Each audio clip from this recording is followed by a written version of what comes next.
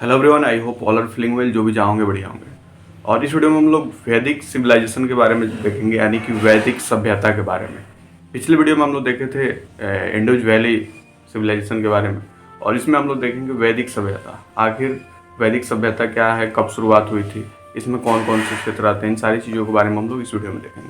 अगर बात करें वैदिक सभ्यता के बारे में, तो सिंधु सभ्यता के पश्चात भारत में जिस सभ्यता का पुनर्भाव हुआ उसे वैदिक सभ्यता जाना जाता है, और आर्य सभ्यता के नाम से भी इसे जाना जाता है।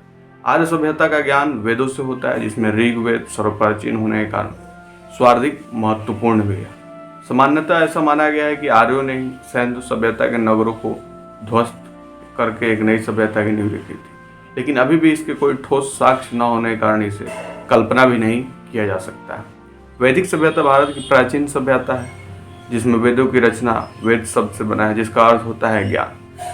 वैदिक संस्कृति के निर्माता आर्य थे। वैदिक संस्कृति में आर्य शब्द का अर्थ श्रेष्ठ, उत्तम, अभिजात, कुलीन, उत्कृष्ट होता है। सर्वप्रथम मैक्स मुलर ने 1853 में आर्य शब्द का प्रयोग एक श्रेष्ठ जाति के रूप में किया था। अध्ययन की सुविधा से वैदिक संस्कृति को दो भागों में बांटा गया, एक ऋग्वैदिक काल और एक उत्तर वैदिक काल। ऋग्वैदिक काल 1500 से 1000 ईसा पूर्व और उत्तर वैदिक काल 1000 से 600 ईसा पूर्व को माना जाता है। ऋग्वैदिक काल की बात करें तो इस काल का तिथि निर्धारक जितना विवादास्पद है, उतना इस काल के लोगों के बारे में सटीक जानकारी प्राप्त करना। ऋग्वैदिक संहिता की रचना इस काल में ही हुई थी, अतः इस काल की जानकारी का एकमात्र साहित्यिक स्रोत है।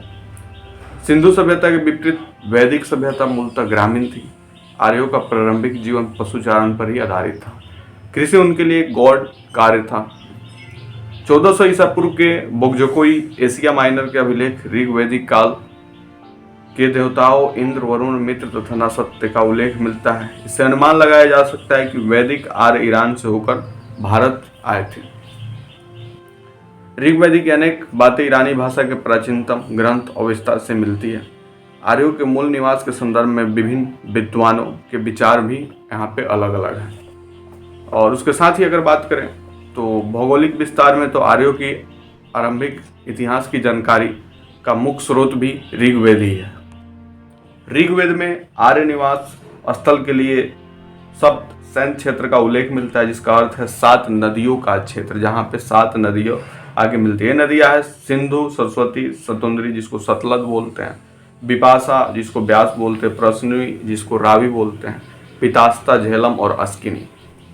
ऋग्वेद से प्राप्त जानकारी के अनुसार आर्यों का विस्तार अफगानिस्तान, पंजाब तथा उत्तर पश्चिमी उत्तर प्रदेश तक था। सतलज के यमुना तक का क्षेत्र ब्रह्मरथ कहलाता था। मनुस्मृति में सरस्वती और दिस नदियों के बीच के प्रदेश को ब्रह्मावत पुकारा गया। इसे ऋग्वैदिक सभ्यता का केंद्र भी माना गया। गंगा व यमुना के द्वाब क्षेत्र एवं उसके सीमावर्ती क्षेत्रों पर भी आर्यों ने कब्जा कर लिया, जिसे बर्मारेसी देश कहा गया। कालांतर में संपूर्ण उत्तर भारत में आर्यों ने विस्तार कर लिया, जिसे आर्यावर्त कहा गया। वैदिक संहिताओं में 31 नदियों का उल्लेख मिलता है, जिसमें से ऋग्वेद में 25 नदियों का उल्लेख किया गया। किंतु ध्यान देने योग्य है कि ऋग्वेद के नदियों में सूक्त में केवल 21 नदियों का वर्णन किया गया है।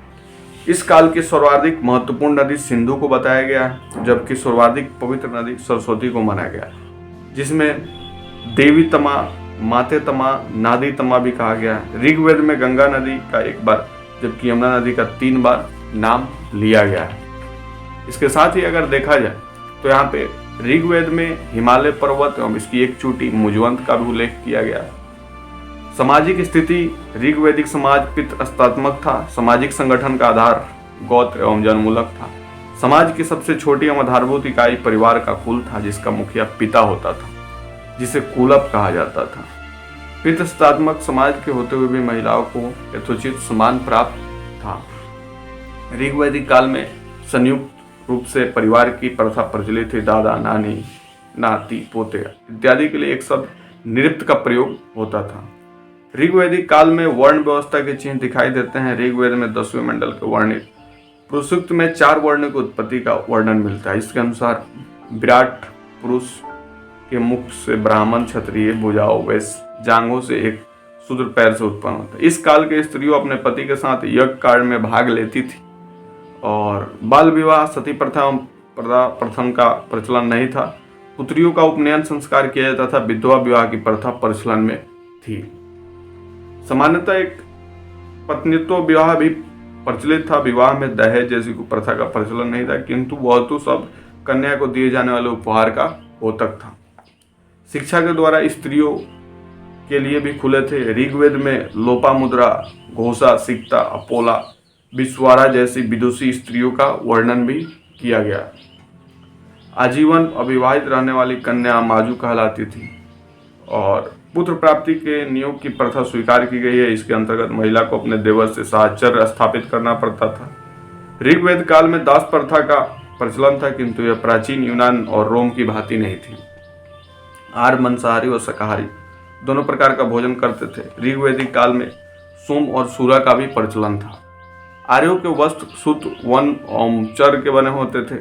आर्य समाज के विवाह एवं पवित्र संस्कार माना जाता था। समाज में दो प्रकार के विवाह प्रचलित में थे, एक जो अनुलोम विवाह और एक प्रतिलोम विवाह। अनुलोम विवाह का मतलब हुआ उच्च वर्ग का पुरुष और निम्न वर्ग की स्त्री। प्रतिलोम विवाह उच्च वर्ग की स्त्री और निम्न वर्ग का पुरुष। नर्तकियों द्वारा विशिष्ट परिधान पेशस धारण करने का विवेचन मिलता है। कान में कर्ण शोभन एवं शीश पर कुंभ नामक आभूषण के पहनने की प्रथा थी। इनके अतिरिक्त खादी, रुकम, भुजबंद, केयर, नूपुर, कंकन एवं मुद्रिका आदि आभूषण भी धारण किए जाते थे।